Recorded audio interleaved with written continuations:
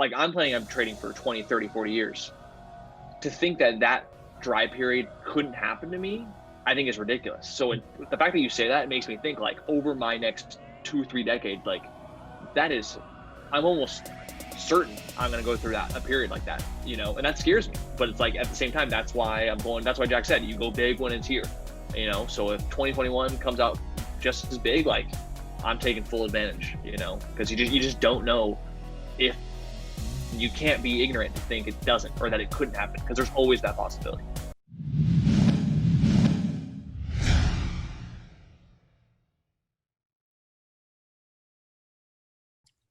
All right, everybody, welcome back to This Week in Steady Trade, our first episode 2021. We were on a 2-week break because of the holidays, but we're here. New year, new us. I'm pumped. So We're back, baby. We're back. Let's do like, how'd you guys end the year? And kind of what are your thoughts going into 2021? And then we can go over some plays later in the episode. So take it away. Let's do it. So my last 2 weeks of December were really sick. The week of Christmas, which was a 4-day week, really 3.5 day week for us with a half day on Thursday, was my best week ever with like 75K, which is absurd, right? And then the last week, I forget what I made, but I made like enough to make my new best month ever of like almost triple of my previous new best month. So like super awesome, super cool. And I really closed out 2020 with a bang. Then coming into the new year, almost the first day of trading on January, I immediately noticed a difference. Everything kind of changed. And not only that, but like my focus, like I missed like some easy layup shorts. Like not first red days, but just some backside moves that I was watching and told myself I was going to short. Like ABML was one that I was told myself I would short and I just didn't. And then a lot of listed, and for December there was very few listed runners. Immediately all these listed runners started running, which we'll talk about. But I just immediately noticed a shift, partly the market, partly me. And so this first week of January has been much tougher. On shorting, I am pretty much break even. All my profits are long, which I pretty much have made all today. I'm up like 8,500 on the week. 7K of it is like today alone. So it's not the end of the world. It's not that bad. Like I'll take a profit a week over anything, you know. But in terms of me adapting and how it's played out so far, it's been much tougher for me personally. So, Jackaroo, pretty sure we hit a new milestone. It's like every episode we make an announcement. Yeah. So I mean, December was absolutely insane for anyone that didn't see.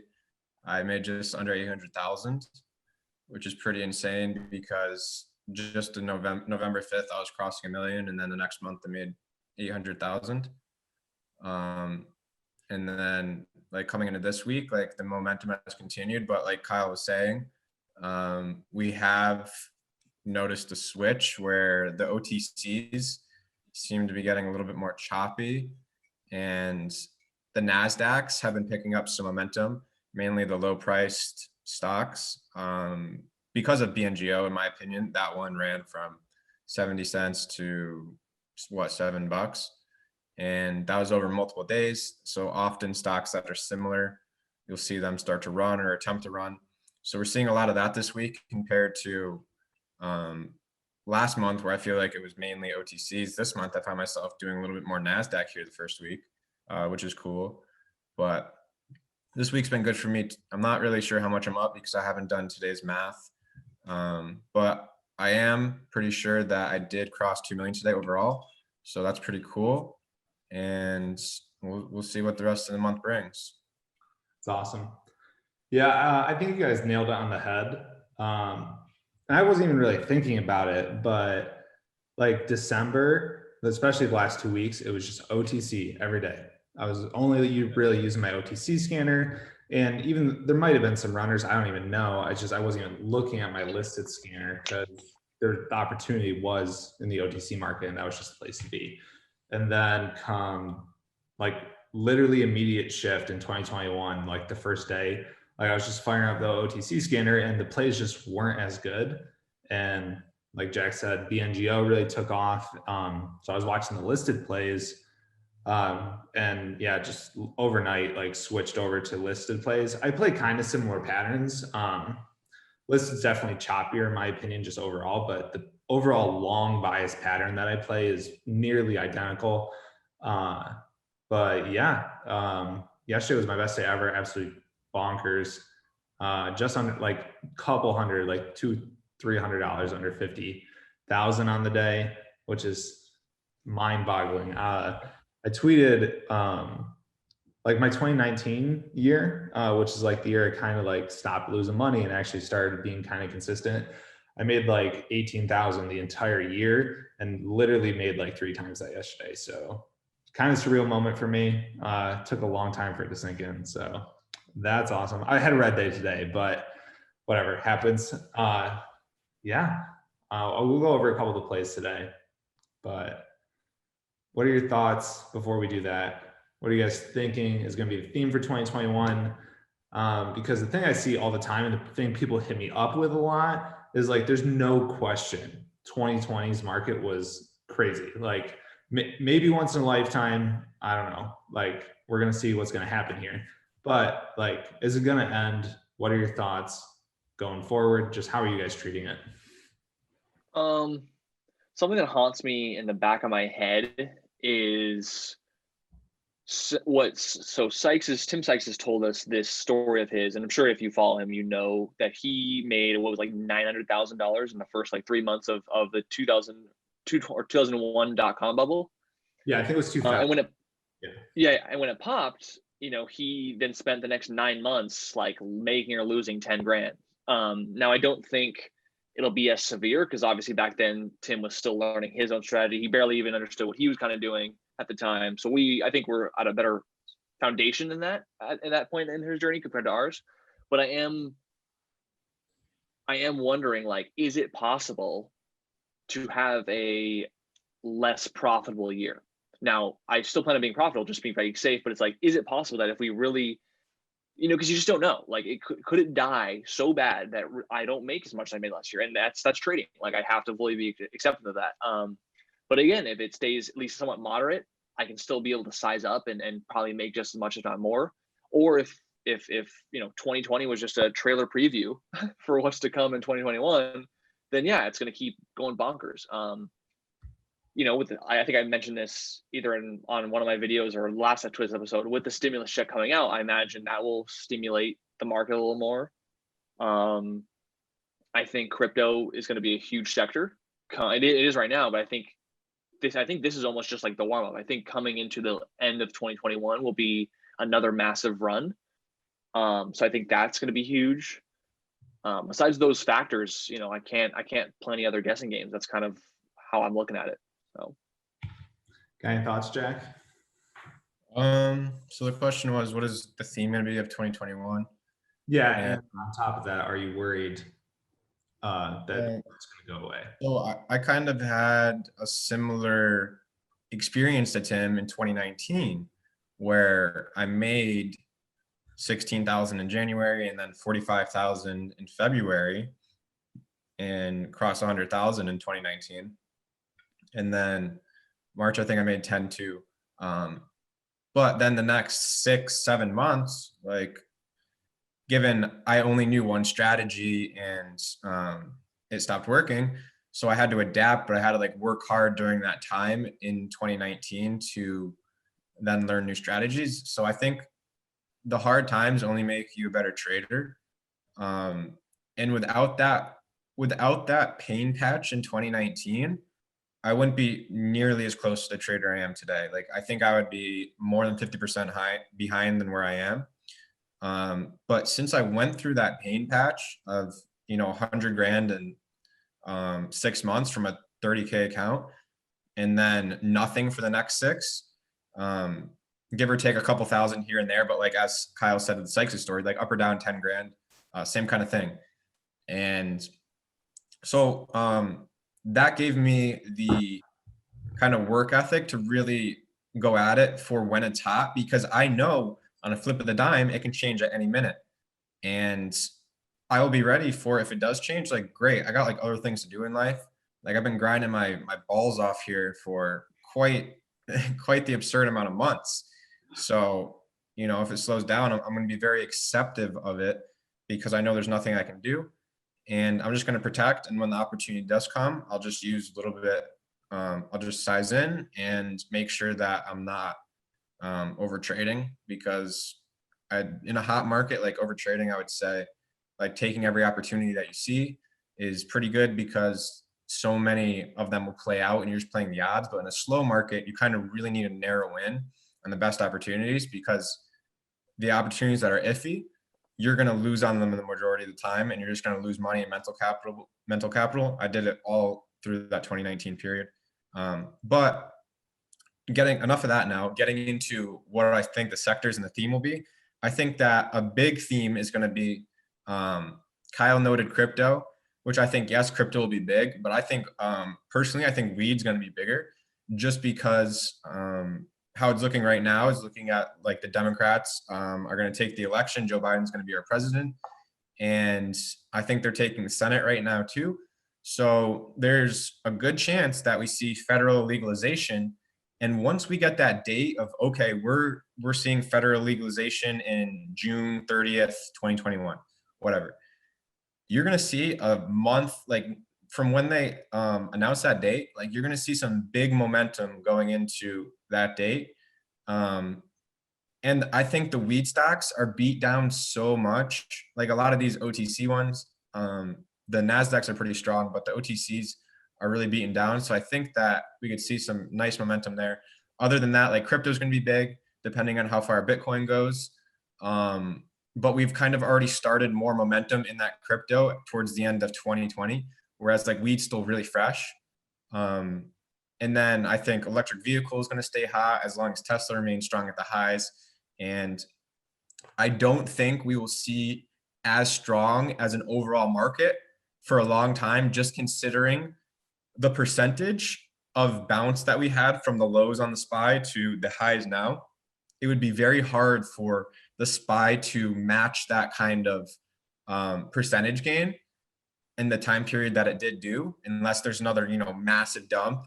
Then maybe it can bounce big again. But for right now, it just kind of depends. Like if we start chopping around or like continuing to uptrend, I really don't know. We'll kind of see what happens. But overall, that was my thoughts. We're gonna go full conspiracy theory here. I got a couple answers. We'll do good news first, which I hope happens, and then bad news. All right. So like 2020 was, don't take this as advice. This is total conspiracy.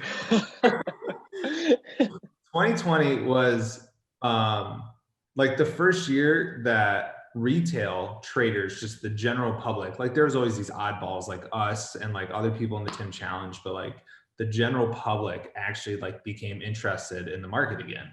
And a lot of that was because of COVID. But the last time this happened was like the last time it became easily successful or easily available was during the dot-com bubble, because the internet was, and that's why the dot-com bubble happened. The internet happened. So given that, I think 2020 has some huge potential. Plus, listen, I don't care about fundamentals, but 22% of all US dollars ever made in history were made in 2020. So just the amount of sheer volume of money that is out there right now because of 2020 is ridiculous. Plus all the stimulus that probably will come with a Biden administration. Like it's long term, I think it's stupid, but short term, like just there's too much money for like the stock market to go down is more or less this conspiracy. And I kind of believe that. And I hope that happens, because that means 2020 could be absolutely crazy. 2021. 2021, thank you. Bad news. We heard Sykes' story, and then I think Dan Shapiro's a trader, not Ben Shapiro, Dan Shapiro. Yeah, Dan. He told the story. I listened to it on some podcast, probably Chat with Traders. Yeah, he's been on Chat with Traders. Yeah. He told a story about how he made a bunch of money during the dot-com bubble. And then literally from 2001 to 2003, like 3 years, he could not make money. And we're not talking like a 9-month period, a 6-month period, like 3 years. And I've heard that from a couple people, like the SMB Capital people, founders, Mike Belfiore has said the same thing. Like just opportunity like vanished for 3 years because just the retail market of the .com bubble is so crazy and they all got crushed, and then retail just completely left the market. So that's in the back of my mind. I don't want it to happen. I really don't think it could happen, but who knows? Those are two really extreme ends of the spectrum. So probably fall somewhere in the middle. But to add go ahead. add on that note, Matt, I think not even predicting about 2021, but if you hear that common theme of people who have been trading for 20, 30 years, I mean, maybe that was their learning curve, and maybe we've, past our learning curve, or what. The point is we're always learning. So there's always that adaptation to be had. I almost want to, cautiously say that if, like, I'm planning on trading for 20, 30, 40 years, to think that dry period couldn't happen to me, I think is ridiculous. So the fact that you say that, it makes me think, like, over my next 2 or 3 decades, like, I'm almost certain I'm going to go through a period like that, and that scares me. But it's like, at the same time, that's why Jack said, you go big when it's here, so if 2021 comes out just as big, like, I'm taking full advantage, because you just don't know. If you can't be ignorant to think it doesn't, or that it couldn't happen, because there's always that possibility, Absolutely. I don't really have any other themes besides the ones you boys threw out. Yeah. Crypto to the moon, baby. Crypto and weed. And I think weed's going to be big for all the same reasons that Jack said. Yeah. Yep. Like, they're all just beaten down. And honestly, like, people have wanted and have waited for like a weed run for like 2 or 3 years, like since the last weed run. Like, I've personally been waiting for weed stocks to run for like 2 or 3 years. And we might actually finally be at the point where there's like a chance it's going to happen. Yeah, I would say these next, I'm not going to put a small time frame on it. I would say, let's say this year, the first 6 months, we should see at a point like the run we've been waiting for. Now we have the catalyst. Now we have the beaten down charts. We have this kind of the start of the uptrends, kind of what I was talking about with the crypto OTCs, but like everything's kind of feels like it's starting slowly. So just got to make sure that we don't underestimate it too hard, just because the opportunity, we've been waiting for this opportunity for months, years. So I'm really trying to maximize a lot of these trades because I'm so been so prepared for it. You know what I mean? And I just want to say, like, I'm sure all three of us can say this, is like, we're just super grateful, honestly, for these opportunities that we have been seeing. Like, we've all been working really hard and pushing ourselves and sizing up, just because, like, we don't know how long this is going to last. So we have to keep going at it until it disappears. So just super grateful for every opportunity, every sector, every pattern. So here's to a good year, boys. Boom. Well said, Jack. Cheers. I don't have a drink with him. All right, Kyle. All right, do it. Charts. Dive into some charts here. Let's get it. All right. All right, I guess I'll start with BNGO. So this was my lovely short trade of the week that I'm probably break even on. And I'll explain why. So I mean, huge runner from, like, 60, 70 cents, touch 7, on Monday. And so coming into Tuesday, I noticed after hours on Monday, it was gapping down big. We touched 7, and immediately after hours, we're fading all the way down to low 6s. And so I'm thinking to myself, like, man, that really sucks. If how plenty of episodes on here and plenty of my YouTube videos that I've made is that I am not a fan of the overextended gap downs. Just for the reason of, I think we lose risk reward. It's not as ideal, just because it's way better getting short when a stock is still green and going red versus it already being down red, sometimes 10, 20% of the day. And that was the case for BNGO. And now I'm on the West Coast, so I also have to wake up later. So, waking up at 4 a.m. my time to get this bounce is not in my agenda. So I wake up and I see these bounces. And so I do start stabbing in small size. And then we have this big, huge pull.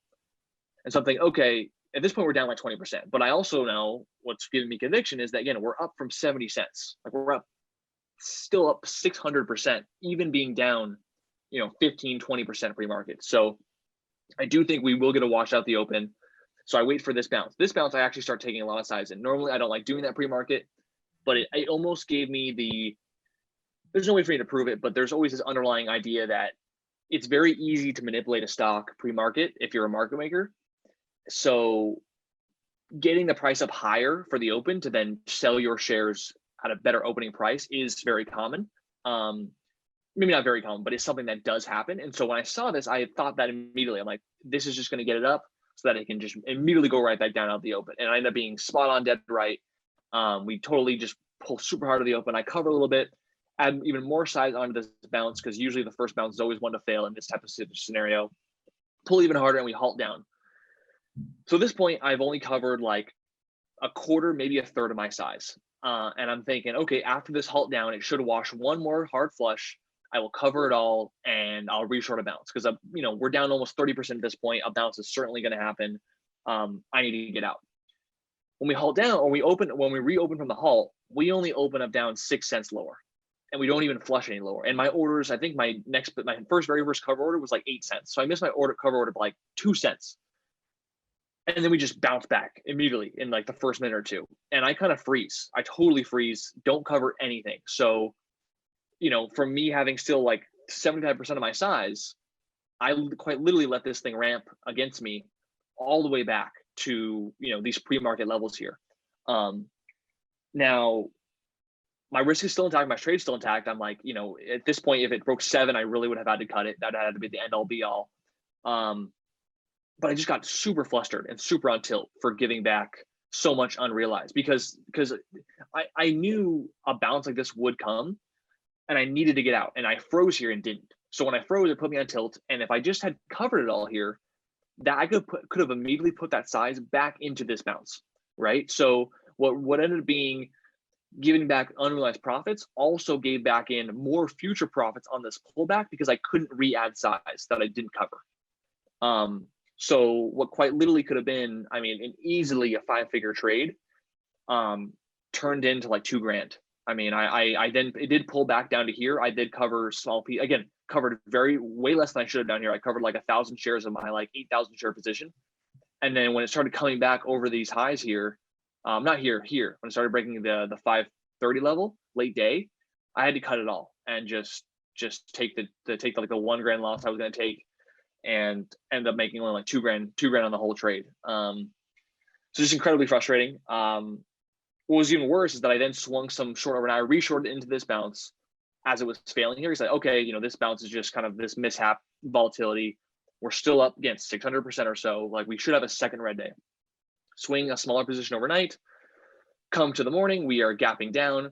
We have this small weak morning spike and a flush. I cover like a quarter of my shares here, thinking we will then bounce and then do one more pull, probably to new lows, ideally low 4s, because we've now double bottomed here, but usually on a second red day, you go lower than the first red day, typically. And as you see here, we just went straight up. From 440 down to 530, a whole dollar share bounce with no pullback. And so I eventually did cut it in this grind back up. But yeah, I left another $3,000 on the table, and this day is a big mistake. Not freezing up here, not covering was my biggest mistake. But I'm a little bit frustrated with today, because there's nothing I would have done differently. I've traded NASDAQs long enough to typically know how they move and to typically be given enough opportunity to get out safely. And I was super convicted we were going to pull back lower. And we just didn't. We just squeezed back with no chance for a short seller to really get out. Of course, I would say no chance. I could have covered anytime I wanted, but to try to get out maybe at a better price or kind of try to save a few bucks into a pullback, that just didn't happen. So, total between yesterday and today, I gave back easily, well over $10,000. So it sucks, but it happens. And that's kind of the shift we've seen in the market. That's how I have to adapt. I have to maybe be more nimble with these trades, take more profits off quicker. And yeah, I just have to adapt and learn from that. So can't do anything about it now. Well said. I had a question. Go for it. So I think there's like a company announcement or a conference on the 10th of January for this company. Did that play any role into this trade for you, or do you think that's maybe why this is holding up? Just want to know your thoughts. That didn't play a role in my trading, but that is a factor that makes sense as to why they're holding up. I didn't think they would hold it up as well as they are. Like the fact that I remember staring at this intraday chart the rest of the day, just thinking like all in here at this area, I'm like, I'm amazed at how well they're holding it. And so yes, in hindsight, it does make sense that they might be holding up for that news. But this kind of a runner reminds me of GNUS. If you've been around long enough in trading, GNUS was a runner back in, I think it was March or April of 2020, had a very similar run, went from like $1 to like 10, some massive, awesome gain. And the backside of that run, and again, two completely different companies, like I'm not saying they have to look or do the same thing, but the backside of that trade was so beautiful and like so well done, and the charts look so similar. So to see the way that how that plays out versus BNGO, like BNGO is just a whole other beast.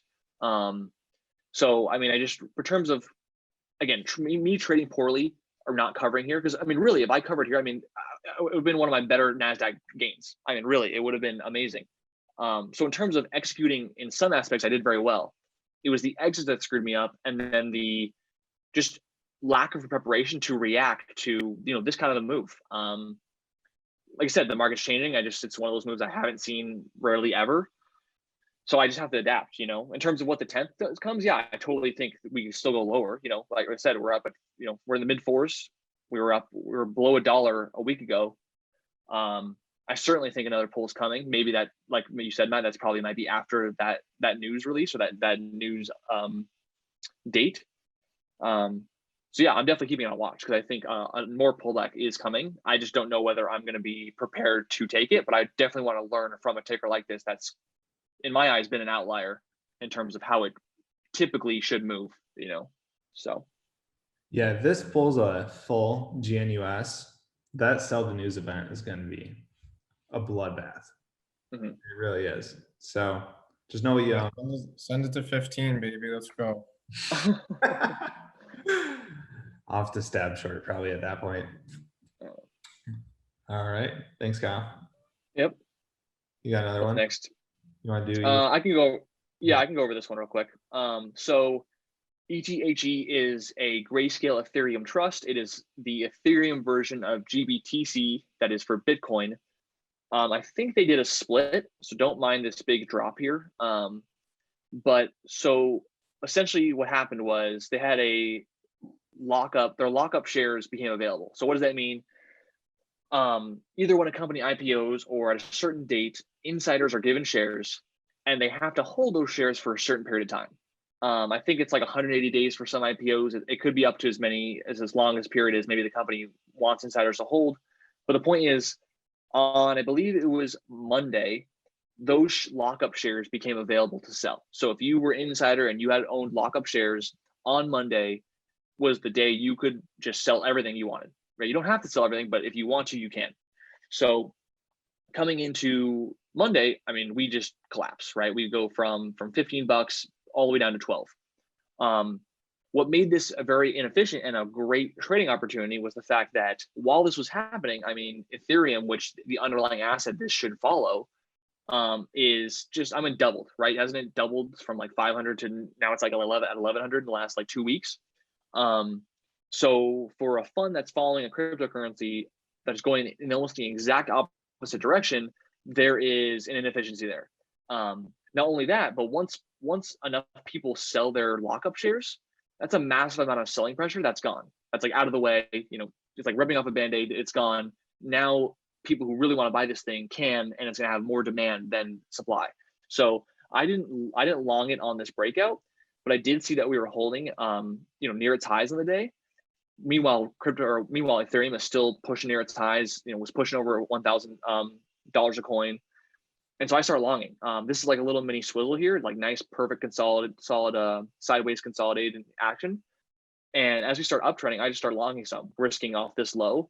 And I thought to myself, if Ethereum keeps running and this holds near its highs, I'm going to want to swing overnight and sell into a gap up. And so that's exactly what happened. You know, I sold a little bit into this spike, a little bit into this one, but I actually added some back into this dip right into the close. Next morning we gap up and I sell into this spike to 15 for like, I think 4 or 5 grand. And then I left it alone the rest of the day. You know, looking in hindsight, this dip by here, this panic would have been a pretty good buy considering the low was the yesterday's highs. But I was too busy watching like BNGO at the time or something. But yeah, just a great inefficiency of like the underlying asset that this fund is following was going in the complete opposite direction. So that's what got me to go long.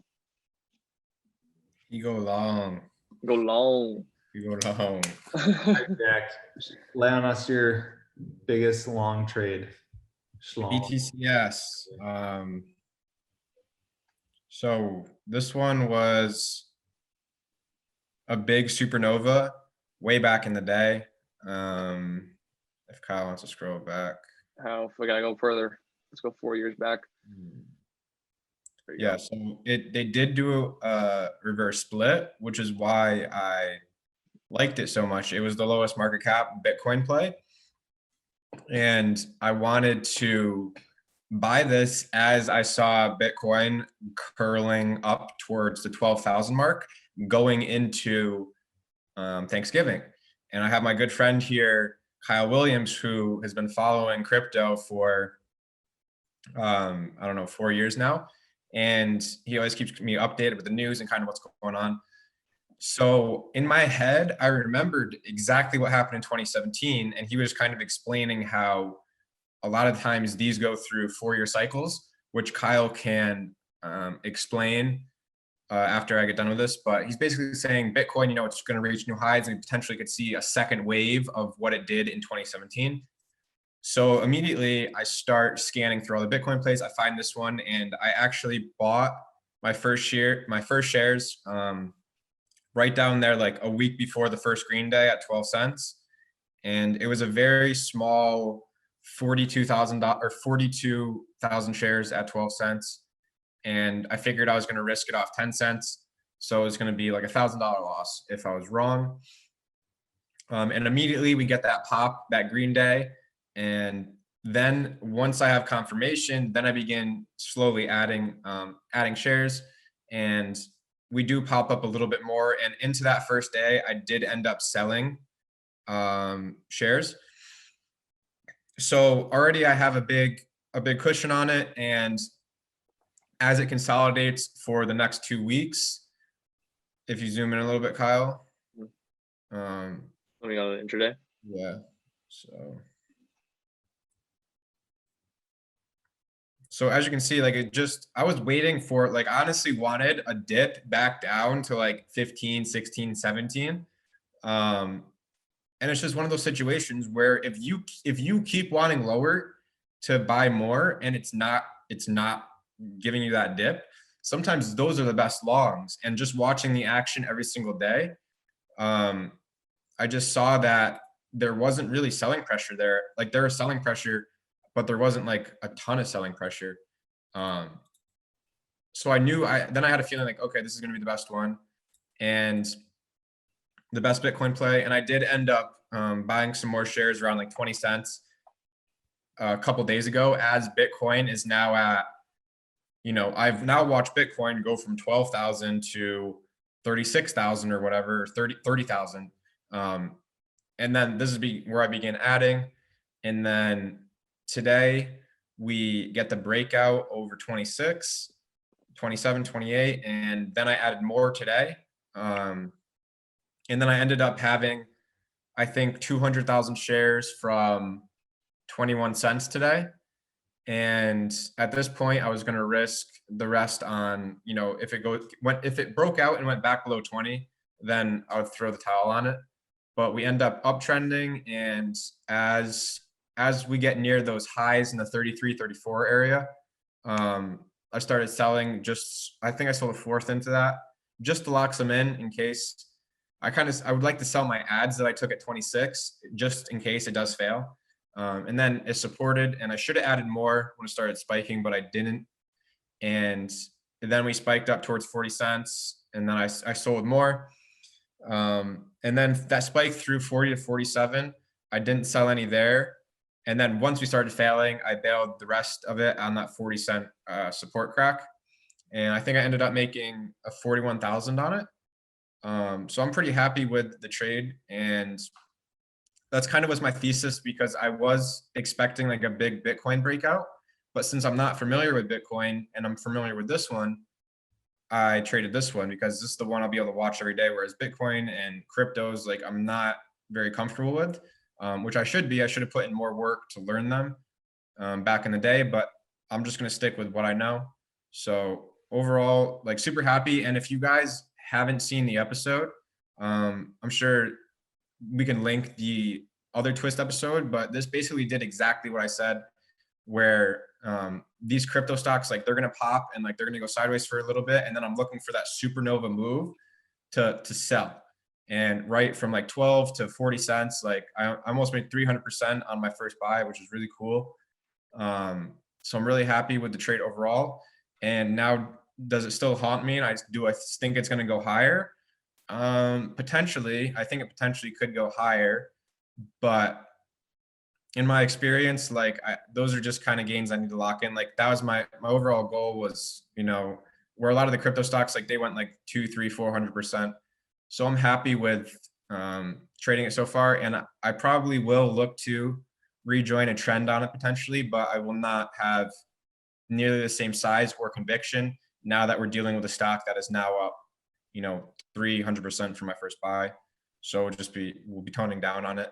And I do still own a couple of the other ones that really haven't gotten any momentum yet, but we'll see if those ones can pick up if Bitcoin can continue. And I've already locked in some shares on those anyway, so we'll see what happens. Well done. Love it. If this holds for a breakout over 40, it's going to be big. I like that a lot. Yeah. So it's true. Because I'm pretty sure, yeah, that's a huge level.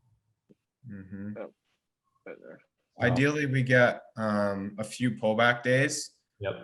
Ideally, we got a few pullback days to, you see the previous tops there? Yep, right there. What is that, Kyle? 30 cents. Yeah, like the previous breakout was 28, like anywhere from 25 to 30 would be my best price range. Now, if it holds above that, it's probably gonna happen pretty quick. But we'll see what happens. That's awesome. Yep. Keep it on watch.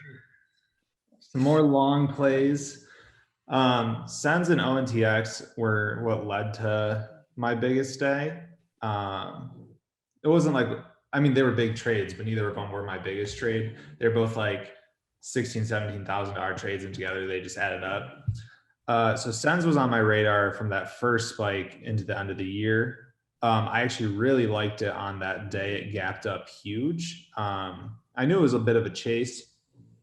But when it was holding up there into like, what's that, probably noon-ish, 11 on that day. Yeah, right. And no, you had it right. Go back the other day. I totally missed that first day. But they came out with news, which is why it gapped so big. And I like the news because they mentioned Pfizer, PHE is a ticker symbol in the press release, which is a multi-billion-dollar company. They're the ones making the vaccine. So I just thought it was like right around the time when Pfizer was releasing the vaccine. So my logic behind it was people are just going to see Pfizer, it doesn't matter, it's going to run. Ultimately it failed, but I kept it on my radar, even though I had a little losing trade on it that day because of that news. And I just thought it could stick around. And it ended up holding up very nicely for, 5-7 days right there, and actually started grinding a little higher each day. So on like the 30th or 31st, I'm not sure exactly what day it was, I started into the position. So in the 80s, like 87 was my first entry, and I was just really small because I knew if this started breaking out, having that low average, kind of like what Jack did on BTCS, would be the same thing here. So sized in, just risking the low, which was like 80. And then as every day we started grinding a little higher, I added a little bit more shares. And then it was Tuesday, yesterday, there was a noticeable difference when it gapped up, like it was holding different. So at this point I had like 40,000 shares, maybe 45,000, and right at 95 cents, some volume started coming in. So I was like, all right, like this is, at this point, if we pull up a daily, you could really tell it was like getting to like the squeeze point where it's either going to work at this point or it's not going to work at this point. Yeah, so that like red wick candle, like right over a couple more, 2 more, that one, the one that ended up failing. Like at that point, I was like, it's either going to work or it's not going to work. It's at the top of this consolidation channel. Volume started to come in more so than the last couple of days. So I slapped on my full size, got up to 75,000 shares. My average at that point was 91 cents. So I had a really good average just because I was patient with it for a couple of days. And my thought process was, if it fails, I'm just going to cut it under low a day. It's just not going to work. But ended up ramping really well. I actually tried to sell some shares in that first spike, but it was a little tricky. Didn't fill any, but I just kept my risk intact and we started grinding back up. And then I got a little greedy and didn't take any off in there, even though I was trying to sell some earlier. But It was a breakout though, so I feel it like was a breakout at this point. It was actually a daily breakout. So I was like, I'm gonna let it work. Like worst case scenario, I'm still gonna make money on this trade at this point. And then into about noon, the ask really started stepping down. That 109 was the VWAP area too. And it was just the trend that we saw in the morning for the first 2 hours was broken. And so when 109 started getting chipped away, I just slapped out full size, which I was like, look, like I might just totally ruin this trade that I've been waiting for days, or it's going to be the best exit. And it ended up being a really good exit because at that point, the trade just failed. I took as much as it was willing to give me, and then I exited as soon as it was failed. So whatever, 75,000 shares from 91 to 109, that was my exit. Really good trade. I'm happy with my patience, just because when I usually play like larger size like that, I have zero patience. And this one I actually was able to hold for multiple days. So pleased with that. I think the trade's kind of ruined now. The daily chart looks a little broken. Volume's kind of fading away. But if there's a new PR, who knows? No, I think you executed that really well. Slowly building in size as it confirms. Staying in the trade, not focused on the P&L, but focused on the chart, and just exiting when the trend is broke, as you said. So like that's kind of the mindset you need with the stocks that move super clean. Like this stock, as you can see, it's not, it's a pretty clean mover, like more kind of towards OTC, where like these lower priced ones that are under $1, they seem to create better patterns on the intraday where like flags kind of work, like bullish flags, and like VWAP's a big area. It's not like a, $5 low float where it's up and down and sideways and doing circles. It trended, and like these are the ones that we can kind of not predict, but kind of react to what it's telling us. And they're usually the best traders when they're clean. So nice trade there. Absolutely. I agree. All right. So last one we're going to go over today, ONTX. This one was on my radar because there's several of them that were all just kind of following BNGO. They all started in that same price range. To date, only JAGX is kind of the best runner. But like all the others have only really run for a day or two, and they're not like super related. I just think it's the price range that people are interested in. So anytime a stock in this price range starts running, like the last week, it's kind of just run. So this one, what got me interested into it, I had a price alert, like a random one, I think at like 60 cents, which looking at the chart wasn't crazy important. I guess it was kind of, but I missed like the morning spike. So I didn't even see it until right around 11, after which at that point it was already spiking, and I didn't I wish I saw it earlier basically, but I didn't. So that doesn't mean the trade's not done. And it was holding the breakout level, 60, 65 cents, somewhere in that range was definitely a really key breakout level. And so during midday when it pulled back to that breakout level, started consolidating, it got really tight with VWAP right around that 65 cent area. We then formed my classic which I look for just every time, series of higher lows. And so I sized in starting in the dips, and then over 67 was the final trigger into the afternoon, right? Perfectly at like 1:40 p.m. or whatever, 2 o'clock. Perfect window for a power hour afternoon run. So I sized in full size over 67, at which point I thought it was going to run, but I didn't think it was going to go straight up. And it just went straight up. It literally went from the moment it went over 67, it basically went to 95 cents with hardly any pullbacks. My best sell on it, I sold most in the high 70s to low 80s. Best sell, I think, was 84. I just pieced out of it into strength as it kept just going vertical. And I think it got ahead of itself because like the breakout chart on this was beautiful and it just spiked too much too fast. People bailed on it and now it's kind of dead. But like this is the classic pattern that I look for on every single just listed stock. If it's a breakout, it spikes in the morning, it holds the breakout level into the afternoon. You got some clear trigger and some clear risk level.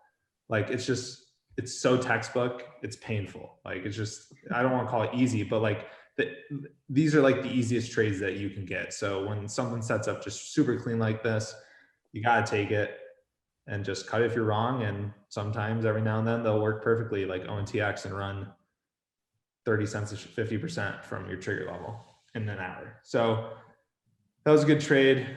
Definitely study that chart. That's going to be on a frame in my wall, like Kyle's Bitcoin one over his back right shoulder there.